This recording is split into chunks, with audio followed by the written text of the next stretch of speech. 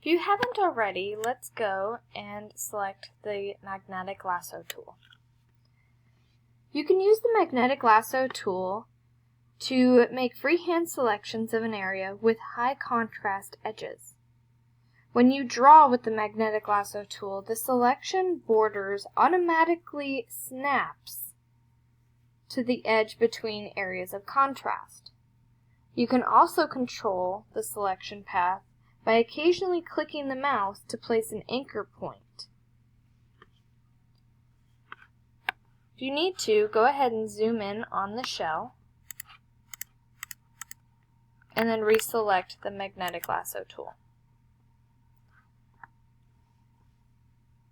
To select this shell, we have a high contrast area between the background and the shell itself.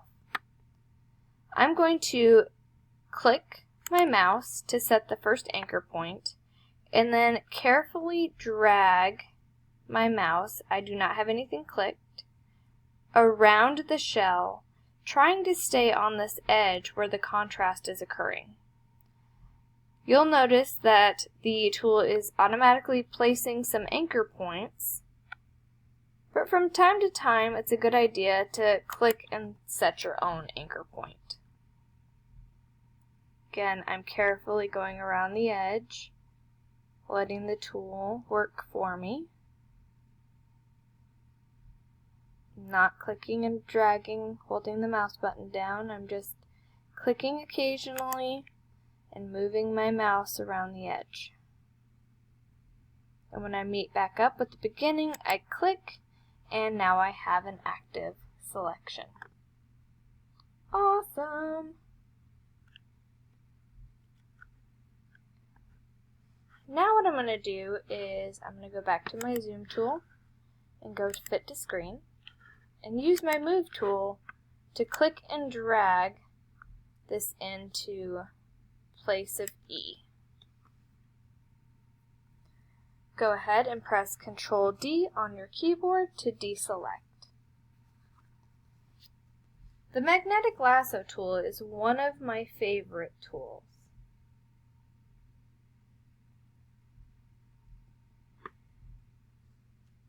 Now let's work with selecting from a center point.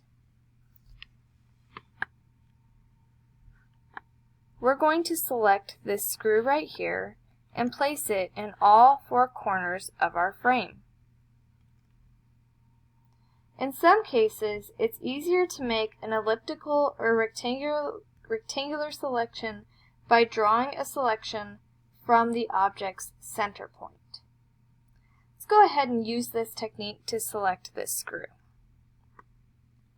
I need to zoom in, so I'm going to go to the zoom tool and click over the screw, get it centered in my screen, and go back to the elliptical marquee tool. I'm going to move the pointer to approximately the center.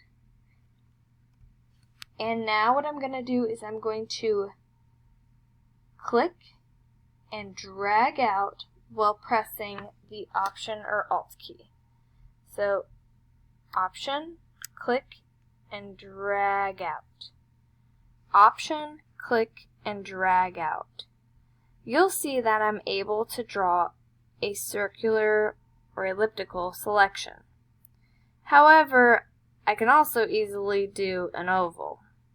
To prevent creating an oval, press and hold Shift along with the Options key to make the ratio stay consistent. When you have created a perfect circle around the screw, you may release all the buttons and your mouse button, creating a selection. I'm going to undo this and show you again. Control V. Click and hold your mouse in the center of the object and press Option and drag out. To lock the ratio, press Shift. Once you have surrounded the screw with your selection, the little ant line, release.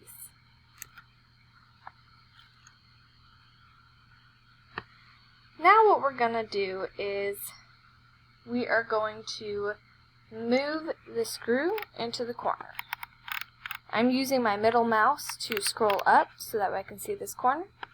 I'm going to grab the move tool, click, and drag the screw over here to the center.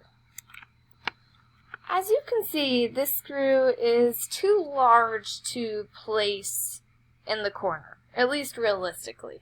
It's a kind of an eyesore right there. So let's resize this selection. To resize this, let's go ahead and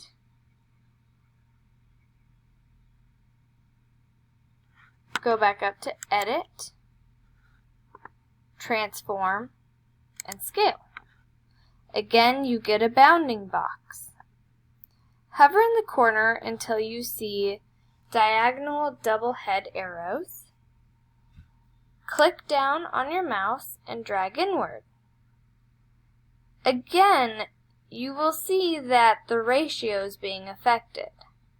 Press Shift, and that will help the ratio.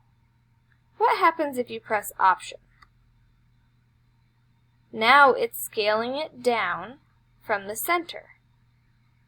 So after I went to Edit, Transform, and then Scale, I pressed Shift and Option to constrain the element to only scale with a consistent ratio and from the center. Go ahead and just decrease the size to about, 54 pixels should be fine.